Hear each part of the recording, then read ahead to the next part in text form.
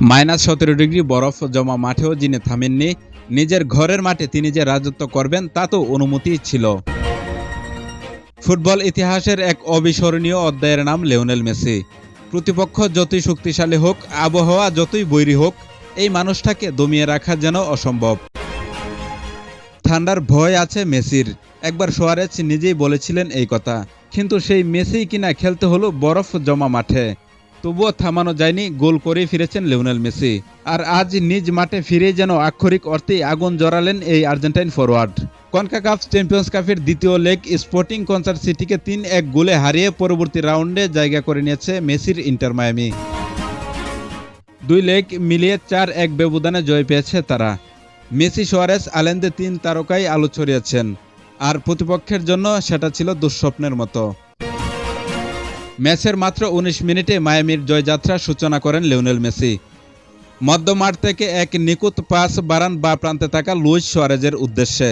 Barca বন্ধুর cross বুক দিয়ে নিয়ন্ত্রণে নিয়ে বুলেট গতির শটে জাল কাপান মেসি।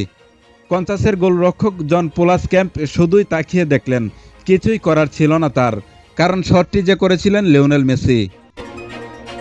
প্রথমার্ধের যোগ করার সময়ে দ্বিতীয় গোল পায় মায়ামি। ইয়ার্দি আলবার পাস থেকে গোল করেন তরুণ আর্জেন্টাইন মিডফিল্ডার তাদেউ আলেন্দে। এরপর মাত্র ২ মিনিটের ব্যবধানে কনসাস সিটির ডিফেন্ডারের ভুল কাজে লাগিয়ে ব্যবধান ৩-০ করে দেন লুইস সুয়ারেজ। বিরতিতে যাওয়ার আগেই ম্যাচের ভাগ্য মোটামুটি নির্ধারিত হয়ে যায়। দ্বিতীয়ার্ধে অবশ্য মায়ামির গতি কিছুটা কমে আসে। ৬৩ মিনিটে কনসাসের হয়ে একমাত্র গোলটি শোধ করেন মেমো রদ্রিগেজ।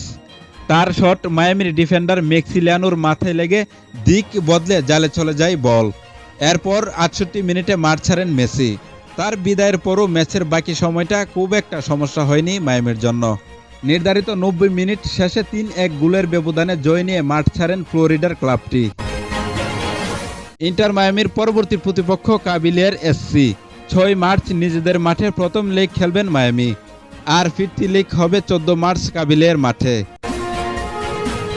যেখানে বরফ শীত মাঠে ঠেকানো যায়নি, সেখানে নিজের চেনা পরিবেশে মেসি তো আরও বিধ্বংসী হবেন, এটাই স্বাভাবিক। মেসির জাদুতে মুগ্ধ ফুটবল বিশ্ব, আর মায়ামির স্বপ্ন এখন আরও বড়। চ্যাম্পিয়ন্স কাপের পরবর্তী ধাপে কি অপেক্ষা করছে সেটাই এখন দেখার পালা।